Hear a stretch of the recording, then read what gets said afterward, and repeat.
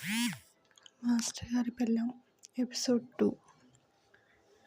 రిషి ఇషికని తీసుకొని వాళ్ళ ఇంటికి వచ్చారు.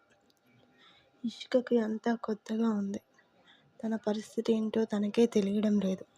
అంతలో రిషి ఇషికకు వాళ్ళ ఇంట్లో వాళ్ళని పరిచయం చేశాడు.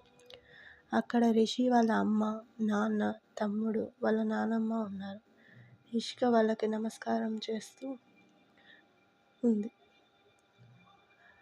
రిషి వాళ్ళ అమ్మ ఇషిక దగ్గరికి వచ్చి రామ్మ అని పూజ గదికి తీసుకెళ్ళింది.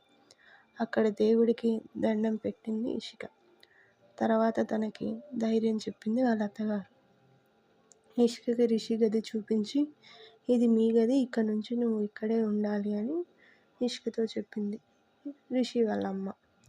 అప్పుడే రిషి రూమ్లోకి వచ్చాడు. ఇషికకి ఏం చేయాలో అర్థం కాలేదు. అక్కడే ఉన్న సోఫాలో కూర్చొని ఉంది. ఆ గది మొత్తం సైలెన్స్తో నిండిపోయింది. ఇషికకి ఇంకా ఓపిక నశించి రిషి దగ్గరికి వెళ్ళి, ఎందుకు ఇలా చేశావు? నీకు నాకు పరిచయం లేదు. కనీసం నేను నీ మొహం కూడా చూసింది లేదు. నేను నీకు చెప్పాను, ఇది ఒక చిన్న మిస్అండర్స్టాండింగ్.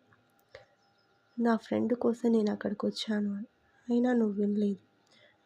ఏం మాట్లాడకుండా బలవంతంగా వెళ్ళి నన్ను పెళ్లి చేసుకున్నావు. ఏం చేయాలి ఇప్పుడు? నా మెడలో నువ్వు తాళి కట్టేశావు. ఏం చెప్పాలో అర్థం కావట్లేదు అని ఇషిక ఎంతో బాధగా రిషి కాళ్ళు పట్టుకొని అడుగుతోంది. అప్పుడే రిషి ఇషికను పట్టుకొని కామ్ డౌన్ ఇషిక అని గట్టిగా హక్ చేసుకుంటాడు. ఇషికకు ఏమీ అర్థం కావడం లేదు. తనని తాను విడిపించుకోవడం కోసం ప్రయత్నం చేస్తుంది. కానీ రిషి గట్టిగా హక్ చేసుకోవడం వల్ల తనని తాను విడిపించుకోవడం తన వల్ల కావడం లేదు. ఇషిక అలానే ఉండిపోయింది. రిషి మెల్లగా, నీ గురించి నాకు తెలుసు. నువ్వేంటి, నువ్వేం చదువుకున్నావు, నువ్వు నాకు ముందే తెలుసు అని అనడంతో ఇషిక ఆశ్చర్యంగా ఉండిపోయింది. రిషి మెల్లగా ఇషికకు ముద్దు పెట్టాడు. ఇషికకు ఏం మాట్లాడాలో, ఏం చెయ్యాలో ఏమీ అర్థం కావడం లేదు. ఒక్కసారిగా తను ఏం చేయలేని ఒక స్త్రీ ఆశ్చర్యంలో మునిగి తేలిపోతోంది. అలాగే ఆ రోజు గడిచిపోయింది.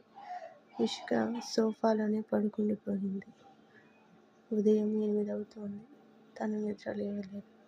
రిషి ఇషికను చూస్తూ ఆనందంలో ఉన్నాడు.